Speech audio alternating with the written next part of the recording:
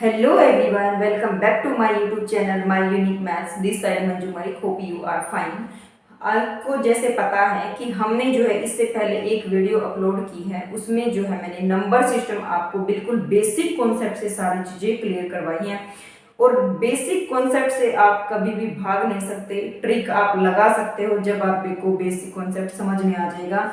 और कई बार ट्रिक जो है ज़्यादा मुश्किल हो जाती है और बेसिक कॉन्सेप्ट जो है वो हमारे लिए इजी रहता है। और एग्ज़ाम के टाइम पे जो है बेसिक चीज़ें हमारी ज़्यादा काम आती हैं। तो इसलिए जो है ज़्यादा ट्रिक के पीछे भी मत भागो, दोनों चीज़ें करो। मैं ये नहीं कहती कि अकेला कॉन्सेप्ट करो या फिर अकेली ट्रिक्स करो, हम जो है दोनों चीज़ें करेंगे, जिससे जो है हमारा एग्ज़ाम जो है क्लियर हो सकता है और टाइम भी जो है सेव हो सकता है। हमें दोनों चीज़ें आनी चाहिए, जो चीज़ हमें जिस टाइम पे सूटेबल होती है हम उसी टाइम वही चीज़ लगा देंगे। सारी चीज़ें जो हैं हम बिल्कुल बहुत ही अच्छे तरीके से करने वाले हैं। तो चलिए स्टार्ट करते हैं विदाउट वेस्टिंग ऑफ टाइम। आज के इस सेशन में आपको बहुत ही अच्छा मज़ा आने वाला है और आप भी मेरे साथ जो है इन क्वेश्चनों को करके देखना, जिससे जो है आपके अंदर कॉन्फिडेंस आएगा। आप एक वीडियो को वैसे बैठ के देखते हो, मैथ्स की वीडियो को कभी भी ऐसे मत देखा करो, साथ में क्वेश्चन को किया करो, तभी आपको जो है ज़्यादा इंटरेस्ट आएगा। मैथ्स जो एक ऐसा सब्जेक्ट है जिसको आपको कॉन्सेप्ट के साथ पढ़ना पड़ेगा ही। अगर आप कॉन्सेप्ट के से भाग रहे हैं तो इसका मतलब आप मैथ्स में कोई इंटरेस्ट नहीं दिखा रहे हैं। और जब आप मैथ्स में इंटरेस्ट दिखाने लग जाएंगे तो चीज़ें जो है अपने आप आने लग जाएंगी।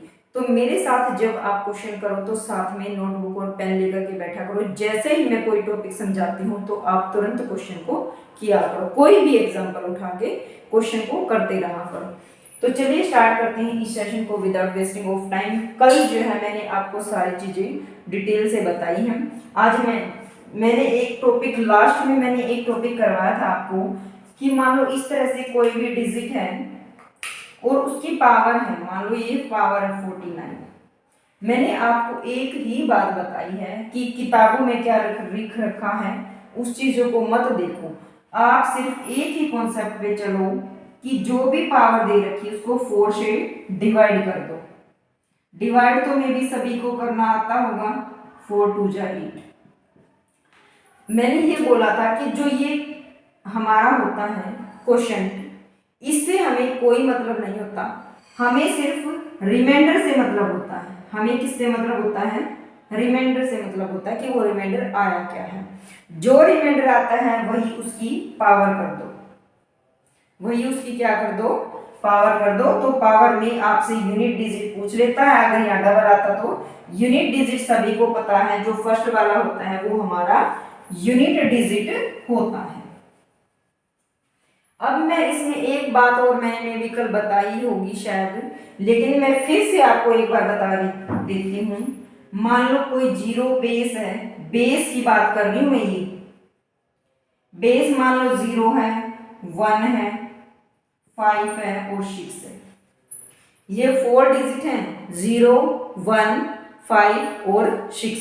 अगर ये बेस आ जाती हैं और इनकी पावर जो है, इनकी पावर कितनी भी हो, इनकी पावर कितनी भी हो, यूनिट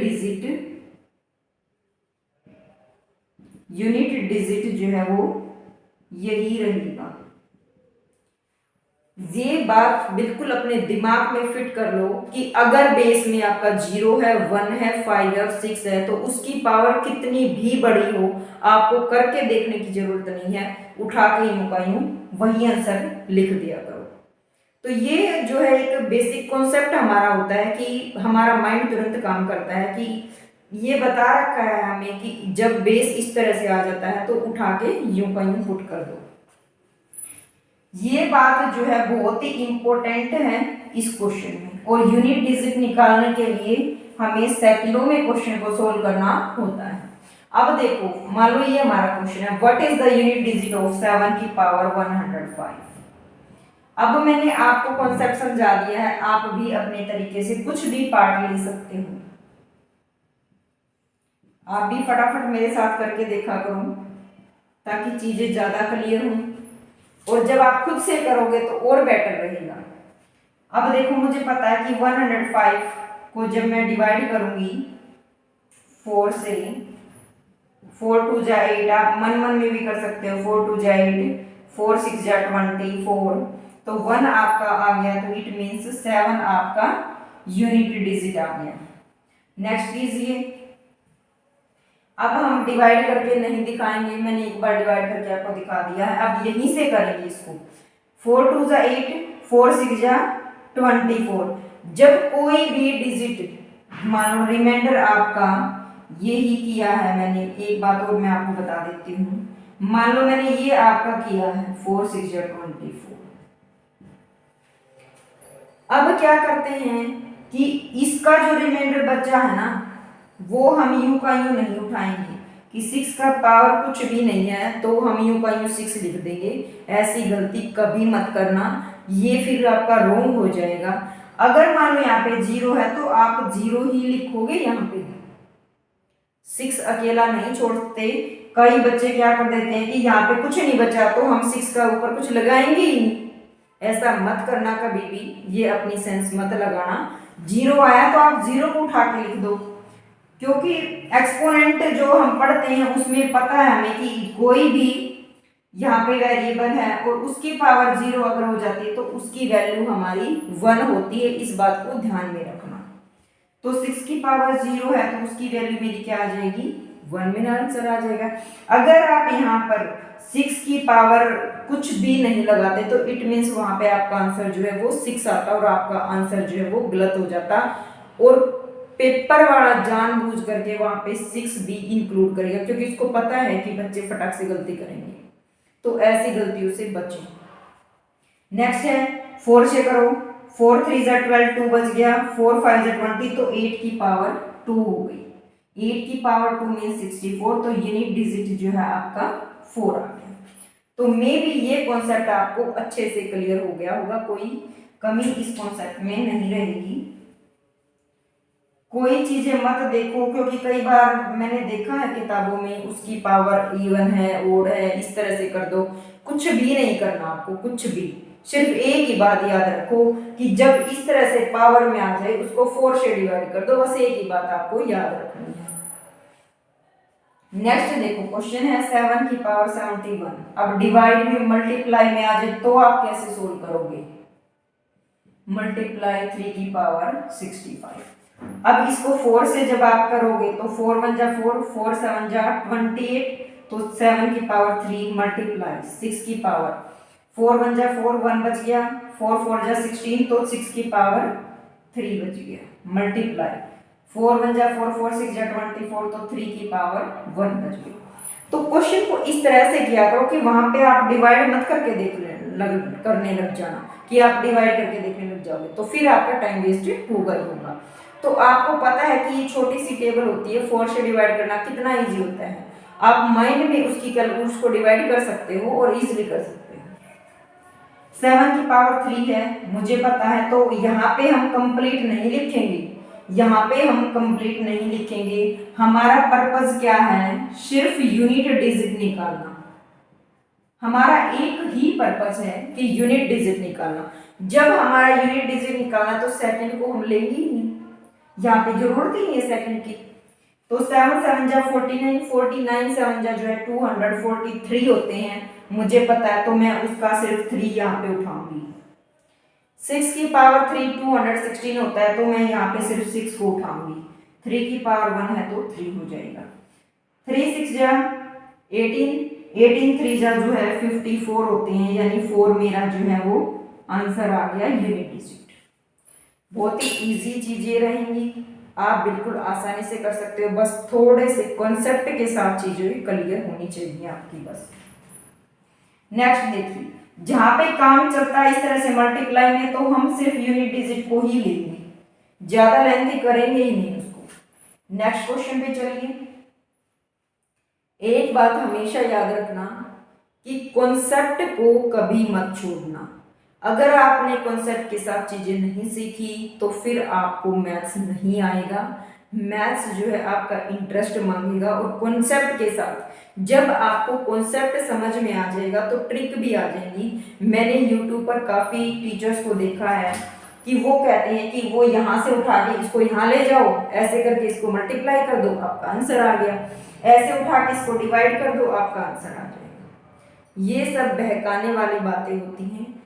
मेन बात यही होती है कि मैथ्स को हमें कॉन्सेप्ट और ट्रिक दोनों चीज़ों से करना पड़ेगा, उससे हम भाग नहीं सकते। और ये सच्चाई है, ये रियलिटी है। अगर आप मैथ्स को अच्छे तरीके से सीखना चाहते हो तो आपको दृढ़ संकल्प लेना पड़ेगा कि मुझे मैथ्स सीखना। अगर आप दृढ़ संकल्प के साथ मैथ्स सीखोगे तभी आप कामयाब होगे। थोड़ी थोड़ी चीज़ें या फिर ऐसे ही वीडियो देख लेने से कि एक एक घंटा किसी की वीडियो देखी, इसको मल्टीप्लाई कर दो, इसको डिवाइड कर दो, प्रेजेंट टाइम आपको समझ में आ जाएगा। मैं ये नहीं कहती कि आपको समझ में नहीं आएगा, प्रेजेंट टाइम आपको समझ में आ जाएगा। लेकिन जैसे ही आप एग्जाम में एंट्री करोगे तो जो समझा हुआ था उस टाइम पे सभी का सभी गायब हो जाएगा।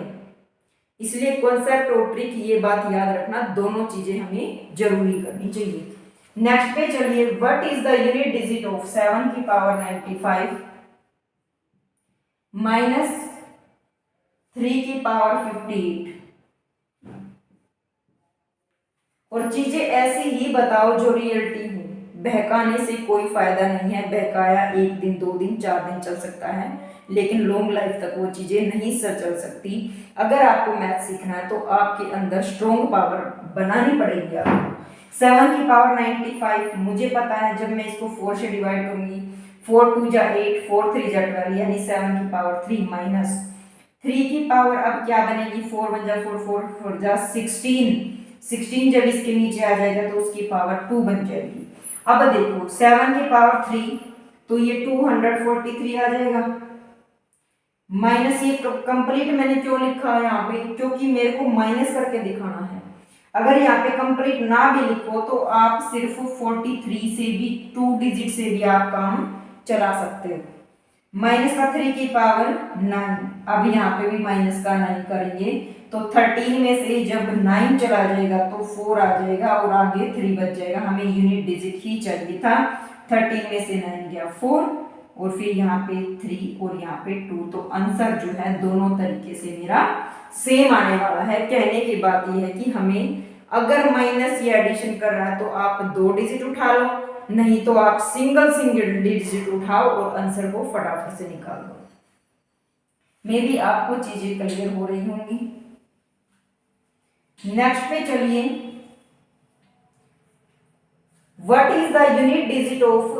अब मैंने इस टाइप के इतने क्वेश्चन ला दिए हैं कि आपको चीजें बिल्कुल अच्छे से समझ में आ गई होंगी। अब ये हम लास्ट क्वेश्चन करेंगे इस टाइप का, उसके बाद नेक्स्ट टाइप पे बढ़ेंगे। 3 1 2 7 की पावर 173। हमें क्या निकालना है, यूनिट डिजिट निकालना है। यूनिट डिजिट तो इसी के पावर से आ जाएगी, तो इसकी पावर कैसे निकालेंगे, 4 से करेंगे तो 4 4 जा 16, 4 3 जा 12, यानी 1 आ जाएगी, तो आंसर आपका 7 आ जाएगा। बिल्कुल इजी तरीके से क्वेश्चन हो रहे हैं। अब नेक्स्ट क्वेश्चन पे चलिए, 106 मल्टीप्लाई 106 माइनस का 94 मल्टीप्लाई 94, आंसर आपका क्वेश्चन। इस टाइप के क्वेश्चन को देखते ही क्या होता है कि भागने का मन करता है कि भाई इतनी मल्टीप्लिकेशन करेगा कौन। और एग्जाम में आप इतनी मल्टीप्लिकेशन करने लग जाओगे तो एक क्वेश्चन ही आपका काफी क्वेश्चन को ले जाएगा। तो हमें ऐसा नहीं करना, हमें दिमाग और कॉन्सेप्ट दोनों लगाने हैं। तो हमें पता है कि ये 2 बार आ रहा है, यानी इसको 106 का स्क्वायर में कर सकती हूँ, बिल्कुल कर सकती हूँ। 94 का स्क्वायर कर सकती हूँ, बिल्कुल कर सकती हूँ। अब आप ध्यान से समझो कि अगर मैं इसको a मान लेती हूँ और इसको मैं b मान लेती हूँ तो क्या ये a का स्क्वायर माइनस b का स्क्वायर नहीं बन जाएगा। ध्यान से देखो, तो अब ये फॉर्मूला बन गया है। मैंने फॉर्मूले की स्पेशल क्लास ले रखी है, वहां पे मैंने काफी फॉर्मूले एक्सप्लेन कर रखी हैं कि किस तरह से हम चीजों को करते हैं। अगर किसी बच्चे ने वो वीडियो नहीं देखी है फॉर्मूलाज की, ये जो है एल्जेब्रिक फॉर्मूलाज मैंने करवा रखे हैं, वहां से ये टॉपिक उठ के आया है। तो मैथ्स जो है वो इंटर रिलेटेड होता है सभी चीज़ों से। ऐसा नहीं कि मैं नंबर सिस्टम करवा रही हूँ तो उसमें कुछ जो चीज़ें हैं वो बस वही हैं और वही हमें करनी है। तो मैथ्स जो है इंटर रिलेटेड होता है, कहीं से भी कोई चीज़ यूज करने को हमें मिल जाती है। तो ये जो है अलजेब्रिक फॉर्मूलाज हमारा यहाँ पे यूज हो रहा है और इसके बेसिस पे हम इस क्वेश्चन को बिल्कुल हल्का कर देंगे कि किस तरह से हम इस चीजों को फटाक से करेंगे। तो मुझे पता है ए स्क्वेयर माइनस बी स्क्वेयर का फॉर्मूला क्या होता है, ए माइनस बी और ए प्लस बी। तो मुझे पता है कि ए में इसको मान ली, बी में इसको मान ली, उठा के पुट कर दो 106 माइनस 94 106 प्लस 94। बिल्कुल इजी हो गया ये क्वेश्चन। अब इसमें से जाएगा तो 6 में से 4 गया 2, 9 में से 1 गया 2। मल्टीप्लीकेशन 106 प्लस 4, 6 और 4 10, 9 और 1 10 और 1 और 1 2। देखो कितना इजी, 2 0 है। इसको मल्टीप्लीकेशन वैसे मत कर ले जाना, जितने जीरो पहले उठा के वो पुट कर दो, 12 2 जा 24। आपका आंसर बिल्कुल फास्ट आ गया। बिल्कुल चीजें हल्की होती हैं और मैथ्स जो है एग्जाम में ऐसे लेवल का आता है कि हमें दिमाग वहां पे लगाना होता है कि किस तरह हम चीजों को सोल्व करेंगे। अब अगर हम इसको मल्टीप्लिकेशन करने बैठ जाते तो बहुत टाइम लग जाता, लेकिन अलजेब्रिक फॉर्मूलाज की हेल्प से हमने इसको बिल्कुल छोटा बना के इसका फास्ट से आंसर निकाला। नेक्स्ट देखो, इफ कह रहा है 64 का स्क्वायर, थोड़ा सा बड़ा लिख देती हूँ ताकि आपको समझ में आ जाए। 64 का स्क्वायर माइनस का 36 का square is equal to 20 into x. Find the value of x. हमें जो है वैल्यू ऑफ एक्स निकालनी है कि इसकी वैल्यू क्या आएगी। तो यहाँ भी जो है आपको दिख रहा है, जस्ट पहले हमने फॉर्मूला लगा था ए स्क्वायर माइनस बी स्क्वायर। क्या मैं वो वहां पे पुट कर सकती हूँ? बिल्कुल पुट कर सकती हूँ। यहाँ पे ए, यहाँ पे बी, तो फॉर्मूला क्या होता है? ए माइनस बी, ए प्लस बी। तो क्या करेंगे इसको? 64 माइनस 36 और 64 प्लस 36 उठा के लिख दो। 64 में से जब आपका 36 जाएगा तो 14 में से 6 गया 8, 5 में से 3 गया 2, मल्टीप्लाई 64 6 और 4 10, 6 और 3 9 और 1 10। बिल्कुल इजी हो गया है ये हमारे लिए। ये हमने सिर्फ इधर वाला सोल्व किया है, ये हमने सिर्फ इधर वाला सोल्व किया है। तो इसको जब हमने सोल्व किया है तो ये हमारा 2800 इज इक्वल टू 20x हमारा यहाँ पे आ गया। ठीक है, 0 से 0 हम इस तरह से काट सकते हैं। 2 1 जा 2, 2 1 जा 2, 2 4 जा 8, यानी x की वैल्यू जो है 140 मेरा आंसर आ गया है। मे भी आपको चीजें जो है अच्छे से समझ में आ रही होंगी। अब हम नेक्स्ट क्वेश्चन की तरफ मूव करते हैं। ये अपना नेक्स्ट क्वेश्चन है 46 का स्क्वायर, 46 का स्क्वायर माइनस, अब यहाँ पे क्वेश्चन मार्क है, आप यहाँ पे एक्स वाई जेड कुछ भी पुट कर सकते हो, इज इक्वल टू 4398 माइनस का 3066। अब आप इस क्वेश्चन को ध्यान से देखो कि क्या हमें ये 46 का स्क्वायर माइनस एक्स का स्क्वायर, क्या हमें ये अलजेब्रिक फॉर्मूला नजर नहीं आ रहा है यहाँ पे?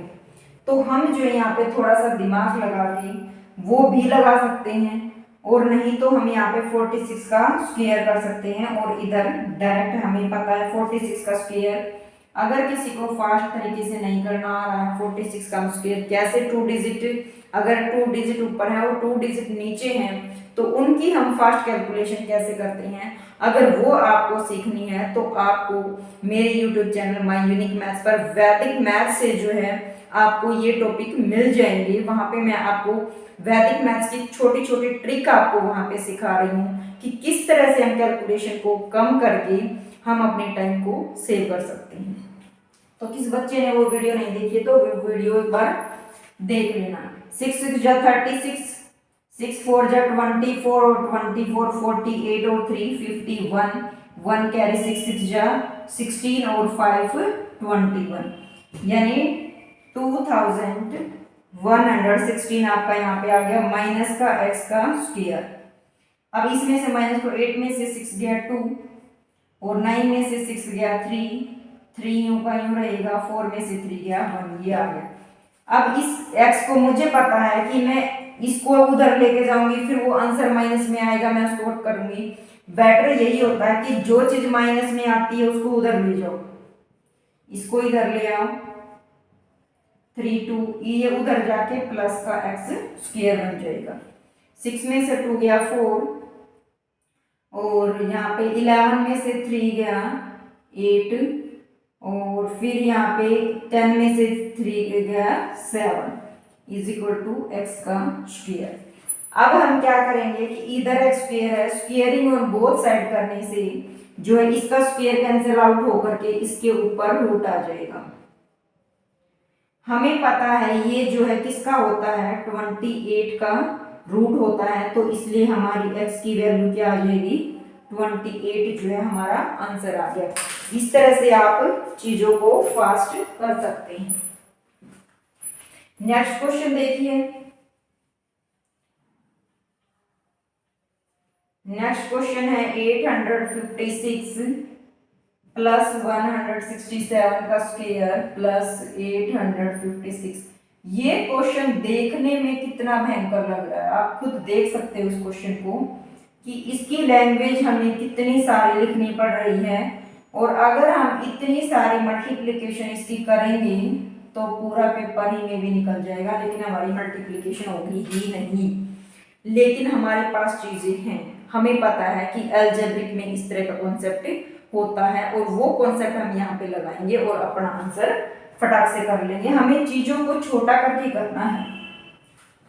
अब देखो अगर मैं इसको a मान लेती हूँ और इसको b मान लेती हूँ, यहीं पे मैंने इस क्वेश्चन को मान लिया है। अगर मैं इसको a मान लूँ इसको b मान लूँ तो आप यहाँ पे पुट करो ये a प्लस b का स्क्वायर प्लस और बाद में हम क्या करेंगे, पहले a और b मान रहे हैं, बाद में जो आएगा उसको हम a और b की वैल्यू उठा के पुट कर देंगे, हमारा आंसर बिल्कुल फास्ट से निकलाएगा। a माइनस b का स्क्वायर बाय, अब ये देखो a स्क्वायर है 2 बार है प्लस ये भी 2 बार है b का स्क्वायर। अब आपको पता है कि अलजेब्रिक फॉर्मूला में इस तरह के फॉर्मूले होते हैं। अगर किसी ने वो वीडियो नहीं देखी तो फॉर्मूलाज की वीडियो आप देख सकते हो। आंसर स्क्वायर को ओपन करो, a square plus b square plus का 2ab, प्लस का साइन बीच में है, a square plus b square minus का 2ab। अब नीचे क्या है a square plus b square. अब एक माइनस का एक प्लस का कैंसिल आउट हो जाएगा, तो ये कितना हो जाएगा 2a स्क्वायर प्लस का 2b square by a square plus b square. अब हमें पता है कि अगर मैं यहाँ से 2 कॉमन ले लेती हूँ तो a square plus b square by a square plus b square, इससे ये कैंसिल आउट हो गया तो हमारा आंसर कितना बच गया 2 बच गया। हमें वैल्यू पुट करने की जरूरत ही नहीं पड़ी, तो हमारा आंसर जो है यही से आ गया है। तो चीजों को जो है समझा करो कि पहले वो किस तरह से चीजें दे रहा है। एग्जाम वाला कुछ ऐसे क्वेश्चन देता है जिसमें कोई ना कोई ट्रिक लगती है और उस टाइम पे हमें उसको सोचने की जरूरत होती है। तो बिल्कुल इजी क्वेश्चन था और अच्छे से होने वाला क्वेश्चन था और बिल्कुल अच्छा क्वेश्चन था, ये एग्जाम ओरिएंटेड क्वेश्चन था ये। तो अब हम नेक्स्ट क्वेश्चन और करेंगे, तो चलिए नेक्स्ट क्वेश्चन पे चलते हैं।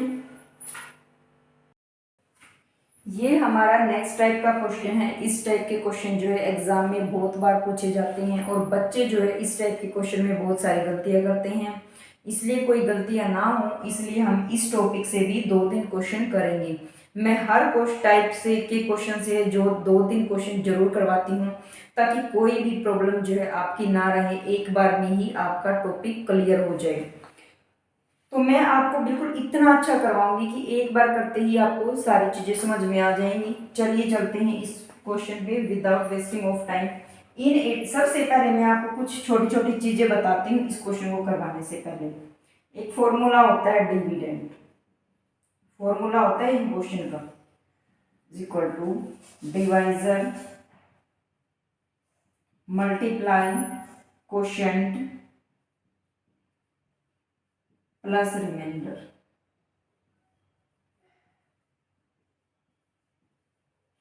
अगर ये फॉर्मूला समझ में आ रहा है तो बहुत अच्छी बात है, अगर फॉर्मूला समझ में नहीं आ रहा है तो मैं और अच्छे तरीके से इसको एक्सप्लेन करूंगी, ताकि आपको एक एक चीज़ें क्लियर हों, और एक एक चीज़ें जब आपकी क्लियर हो जाएंगी तो आपका मन करेगा कि हम मैडम के चैनल को सब्सक्राइब ही कर दें, और जब आप सब्सक्राइब करोगे तो लाइक तो आपका बनता ही है। तो आप एक बार इस क्वेश्चन को समझिए। तो आया सबसे पहले हम इसको, जैसे हम छोटे थे तब भाग देते थे तो इस तरह से हम करते थे, आपको बचपन याद आ गया होगा कि हम किस तरह से डिवाइड करते थे। यहाँ पे हमारा डिविडेंड होता है, यहाँ पे हमारा डिविडेंड होता है, यहाँ पे मेरा डिवाइजर होता है, और यहाँ पे मेरा क्वोशिएंट होता है, और यहाँ पे जो है रिमाइंडर बचता है। मे बी ये चीजें जो है सभी को पता होंगी, लेकिन अब शायद आप भूल गए होंगे, तो फिर से एक बार इसको याद कर लेते हैं कि किस तरह से हम डिवाइड करते थे। कि कोई भी डिजिट होता था, कोई भी नंबर होता था, हमें किसी एक नंबर या दो नंबर से हमें उसको डिवाइड करना होता था, और फिर यहाँ क्वोशिएंट आता था, और लास्ट में कोई रिमाइंडर बच भी जाता था और नहीं भी बचता था। तो ये सारा जो कॉन्सेप्ट है इसी फॉर्मूले के अंदर है कि हम हमेशा डिविडेंड निकालते हैं। आप इस चीज से याद कर लो कि डिविडेंड जो है हमेशा बड़ा होता है डिवाइजर और क्वोशिएंट की बजाय। डिविडेंड सबसे बड़ा होता है, फिर क्वोशिएंट होता है, और उसके बाद डिवाइजर, और उसके बाद रिमाइंडर। क्वोशिएंट और डिविजर बड़ा हो भी सकता है, वो हो सकता है उससे बड़ा या छोटा हो सकता है, लेकिन सबसे बड़ा जो है हमारा डिविडेंड होता है। डिवाइजर और क्वोशिएंट की मल्टीप्लाई जब आप करोगे और प्लस में रिमाइंडर कर दोगे तो आपका डिविडेंड बन जाता है। तो ये चीजें जो है बिल्कुल ध्यान रखना। अब हम क्वेश्चन पे चलते हैं। In a division sum the divisor is 10 times the quotient and 5 times the remainder. If remainder is 46 then the dividend is. Question को पहले ध्यान से पढ़ो, और मैं आपको एक ही बात बोलूंगी कि आप इस टाइप के क्वेश्चन को फॉर्मूले पे ना जा करके आप सिर्फ एक ये फिगर बनाया करो, फॉर्मूले पे ना जा करके फिगर बनाया करो। हाँ, इसका मैं एक बार हिंदी में भी बता देती हूँ। ये हमारा होता है भाज्य, ये हमारा होता है भाजक, ये हमारा होता है भागफल, और इसको हम बोलते हैं शेषफल। अगर किसी बच्चे को इस चीज में प्रॉब्लम आ रही है तो आप इस तरह से इन चीजों को याद रख सकते हो, लेकिन मैं ये बोलूंगी कि बेटर रहेगा कि आप इंग्लिश मीडियम में क्वेश्चन को किया करो। तो अब देखो, divisor is 10 times the quotient and the 5 times the remainder. Remainder दे रखा है आपको 46, डिविडेंड आपको फाइंड करना है। यहाँ पे divisor is 10 times the quotient. पहले इस लाइन को छोड़ करके क्वोशिएंट की देखो, क्वोशिएंट क्या है 5 times of the remainder. Divisor क्या है, जो यहाँ पे डिवाइजर है वो किसका 5 टाइम्स है, रिमाइंडर का 5 टाइम्स है। किसका 5 टाइम्स है, रिमाइंडर का 5 टाइम्स है। The divisor is 7 times the quotient and the 3 times of the remainder. अब हम क्या करेंगे, जब आप इसका 5 टाइम्स करोगे तो 5 6 जा 30, 3 आ गया, 5 4 जा 20 और 3 23। ये आपका क्या आ गया, डिवाइजर आ गया। अब क्वोशिएंट क्या कह रहा है, इसका क्वोशिएंट क्या है, डिवाइजर इज 10 टाइम्स। डिवाइजर का 10 टाइम्स क्या है, क्वोशिएंट है। 10 टाइम्स मतलब ये इसका क्या हो जाएगा, 10 टाइम्स है। तो ये इसका मल्टीप्लाई हम इसकी करते हैं, तो जब इसका निकालेंगे तो 10 टाइम्स मतलब इसको 10 से हम डिवाइड कर देंगे, तो आपका यहाँ पे क्वोशिएंट जो है वो 23 आ जाएगा। अब देखो, मेरी सारी चीजें निकलाई है यहाँ पे, अगर आप पजल हो रहे हो तो मैं फिर से आपको एक चीज बता रही हूँ, divisor is 10 times the quotient and 5 times the remainder. तो रिमाइंडर का 5 टाइम्स कौन है? डिवाइजर है। और उसका 10 टाइम्स, 10 टाइम्स का मतलब उसका जब हम भाग दे रहे हैं तो उसका जब वो 10 से भाग दे रहे तो वो 23 बच रहा है। अब इस क्वेश्चन को, ये सारी चीजें आपकी स्टेटमेंट अच्छे से समझ में आ गई होगी। अब हम इस फॉर्मूले में पुट करते हैं। तो हमें निकालना क्या है? डिविडेंड निकालना है। वो क्या था? डिवाइजर। डिवाइजर मेरा 230 है, मल्टीप्लाई क्वोशिएंट वो मेरा 23 है, और रिमाइंडर कितना है? 46 है। अब देखो इस टाइप से जब हम डिवाइड करेंगे तो 23 और 23, 23 और 23 की जब आप मल्टीप्लाई करोगे तो 3 3 जा 9, 3 2 जा 6, 12, 2 2 जा 4 और 1 5, यानी 529 आपका आ गया। और प्लस कितना है? 46। अगर मेरी तरह आप मल्टीप्लिकेशन फास्ट करना चाहते हैं तो मैं जो है कैलकुलेशन की शॉर्ट ट्रिक बताती हूँ, वो अलग से डाल रही हूँ। अगर किसी बच्चे को इस तरह की कोई प्रॉब्लम आ रही है और आप अपनी फास्ट कैलकुलेशन करना चाहते हैं तो आप एक बार मेरी वो वीडियो देख लेना, जा करके आपको यूट्यूब पर मिल जाएगी। और ज़्यादा लंबी भी मैं वहाँ पर नहीं बनाती हूँ, छोटी छोटी जो है कैलकुलेशन मैं वहाँ पर बताती हूँ, ताकि अगर आपको किसी चीज़ में प्रॉब्लम आ रही है तो आप फास्ट उसको कर सकते हो। तो अब हमारा इसमें ऐड करो 6, 9 और 4, 13, 2 और 1 3 और ये 5। सबसे पहले आप इस फिगर को बनाओ, आफ्टर दैट आप इस फॉर्मूले में इसको पुट कर दो, आपका आंसर बिल्कुल इजी आ जाएगा। मे भी आपको सारी चीजें अब अच्छे से समझ में आ गई होंगी। अब हम सेकंड क्वेश्चन की तरफ मूव करते हैं। सेकंड क्वेश्चन भी हमारा इसी तरह का है, फॉर्मूला ये ऊपर यूं का यूं रहेगा। अब नेक्स्ट क्वेश्चन को ध्यान से पढ़ें। In a division the divisor is 7 times the quotient and 3 times the remainder. If the remainder is 28 then the dividend is, तो इसमें भी क्या पूछा आपसे? डिविडेंड पूछा है। फिगर वही बनाएंगे, यहाँ पे हमारा डिविडेंड होता है, डिवाइजर, क्वोशिएंट और यहाँ पे मेरा रिमाइंडर। सबसे पहले आप रिमाइंडर को देख लो, रिमाइंडर कितना है? 28। यहाँ पे जब हम निकालते हैं तो मल्टीप्लाई करते हैं और यहाँ पे जब हम निकालते हैं तो डिवाइड करते हैं, ये आप चीज ध्यान में रखो। Quotient divisor is 7 times and the quotient 3 times. 3 times किसका है? रिमाइंडर का। रिमाइंडर का क्या कर दो आप? 3 टाइम्स कर दो, यानी रिमाइंडर को 3 से मल्टीप्लाई करो। 8 3 जा 24, 2 कैरी, 3 2 जा 6 और 2 8, 84 आ गया। अब इसका कितना बोल रहा है? ये 7 टाइम्स बोल रहा है, यानी इसको 7 से डिवाइड जब आप करोगे तो 7 1 जा 7, 7 2 जा 14, आपका 12 आ जाएगा। मे भी इतना आपको समझ में आ गया होगा कि किस तरह से हमने चीजों को सोल्व करना है। कुछ भी आपको सोचना नहीं है, कुछ भी आपको कोई ट्रिक नहीं लगानी है। आपको सिर्फ क्या करना है, जैसे आप बचपन में भाग देते थे आप उसी तरह से भाग का साइन बना करके, मैंने आपको सारी चीजें बता दी। यहाँ पे हमारा डिविडेंड होता है, जो हमारी संख्या होती है, जो नंबर होता है, यहाँ पे जिससे हम डिवाइड करते हैं वो लिखते हैं, यहाँ हमारा क्वोशिएंट होता है और यहाँ पर हमारा रिमाइंडर होता है। डिवाइजर जब भी निकालते हैं तो रिमाइंडर के साथ इसकी मल्टीप्लाई करते हैं और क्वोशिएंट के साथ इसका डिवाइड करते हैं, तो हमारा ये सारी चीजें निकल आती है। ज्यादा पजल होने की जरूरत नहीं है। आप 1-2 बार इन क्वेश्चनों को करोगे और इसी टाइप के क्वेश्चन आप और निकाल करके सर्च करके तो आप खुद करके देखना, आपको ये क्वेश्चन बिल्कुल इजी लगेंगे। अब हमें इस फॉर्मूले में पुट कर देना है, हमें डिविडेंड निकालना है। फॉर्मूला क्या है? डिवाइजर इनटू क्वोशिएंट प्लस क्या है? रिमाइंडर। डिवाइजर मेरा क्या है? 84, क्वोशिएंट मेरा कितना है? 12, रिमाइंडर मेरा कितना है? 28। इसको भी आप फास्ट करो, 12 4 जा 8, 48 4 12, 12 8 जा 96 और 4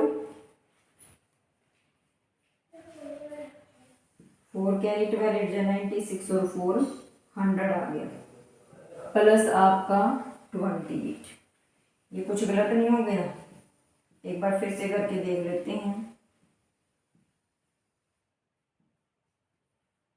हाँ 100, ये 0 आएगी बीच में। अब आप देखो इसको, अब हम ऐड करेंगे 8 और 8 16, 1 कैरी 2 और 1 3। देखो अब आपका ये आंसर आ गया। अगर कोई बच्चा फास्ट करना चाहता है तो मैं इसका और भी फास्ट आपको बताती हूँ कि हमें कुछ नहीं करना, ये फिगर बना लो बस। फिगर बना के ये चीजें पता कर लो कि कौन सी क्या चीज है। हमें पता है इन दोनों की मल्टीप्लाई, तो 8 4 जा 32,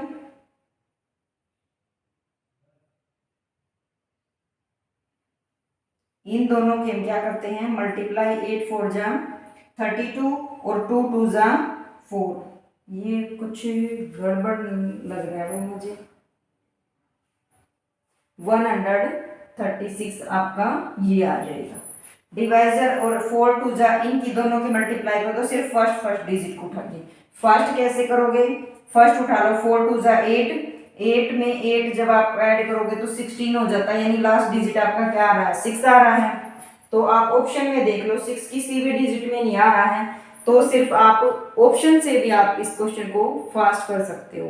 अगर किसी ने फास्ट करना है, अपना टाइम जो है सेव करना है, तो आप फास्ट कर सकते हो। इन दोनों की मल्टीप्लिकेशन करो, 4 2 जा 8 सॉरी, उसमें आप 8 और 8 16 होते हैं, तो लास्ट का डिजिट आप मैच कर लो, उससे भी आपका आंसर फास्ट आ जाएगा। चलिए नेक्स्ट क्वेश्चन की तरफ मूव करते हैं। नेक्स्ट क्वेश्चन भी इसी टाइप का मिलेगा, क्योंकि मैं 2-3 क्वेश्चन एक ही बार करती हूँ। देखो, in a division the divisor is 4 times the quotient. ये कह रहा है कि क्वोशिएंट जो आएगा वो डिवाइजर का क्या आएगा 4 टाइम्स आएगा। Twice the remainder if a and b are respectively the divisor and the dividend, then respectively word यहाँ पर आया है। आप इस वर्ड का मतलब समझो। क्वेश्चन में रिस्पेक्टिवली वर्ड जो है वो यूं ही नहीं दे दिया इसने यहाँ पे। इसने ये कहा है कि रिस्पेक्टिवली जिस प्रकार से ए और बी मैंने दे रखा है उसी तरह से लगातार डिवाइजर क्या होगा, ए होगा, मतलब पहले जो दिया होगा वो पहले के साथ मैच होगा, और सेकंड में जो दिया होगा वो सेकंड के साथ मैच होगा। अगर यहाँ पे रिस्पेक्टिवली वर्ड यूज नहीं कर रखा होता तो आप यहाँ पे डिवाइजर और डिविडेंड ए या बी में से कुछ भी मान सकते थे, लेकिन उसने एक वर्ड रिस्पेक्टिवली दिया है। इट मीन्स डिवाइजर आप क्या मानोगे, ए मानोगे। तो यहाँ पे मेरा डिवाइजर, यहाँ पे मेरा डिविडेंड, और यहाँ पे क्वोशिएंट, और यहाँ पे रिमाइंडर। शुरू हो जाओ। अब क्या बोला इसने, ए जो है वो डिवाइजर है, ए डिवाइजर है, बी क्या है डिविडेंड है।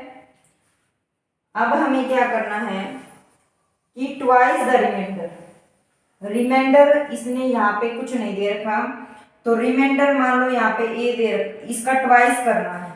यहाँ पे हम इसका ट्वाइस करते थे रिमाइंडर का, जब मैं यहाँ पे ट्वाइस करूंगी तो ये मेरा क्या आ जाएगा a/2 नहीं आ जाएगा।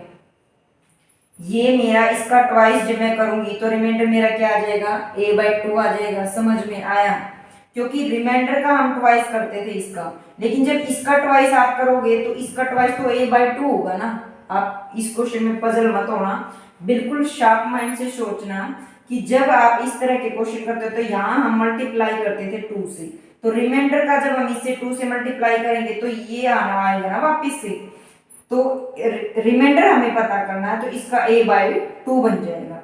अगर वापिस से आप इसको करोगे a/2 इंटू 2, तो क्या आपका वापिस से a नहीं आ जाएगा यहाँ पे। ये बात क्लियर हुई इतनी।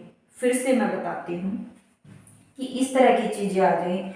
हमें पता है जो दोनों क्वेश्चन से ये थोड़ा सा डिफिकल्ट क्वेश्चन है, उनसे लेवल इसका थोड़ा सा ज्यादा है, इसलिए आपको थोड़ा सा समझने में प्रॉब्लम आएगी। कोई बात नहीं, हम आराम से इसको करेंगे। इसने बोला है कि ट्वाइस द रिमाइंडर।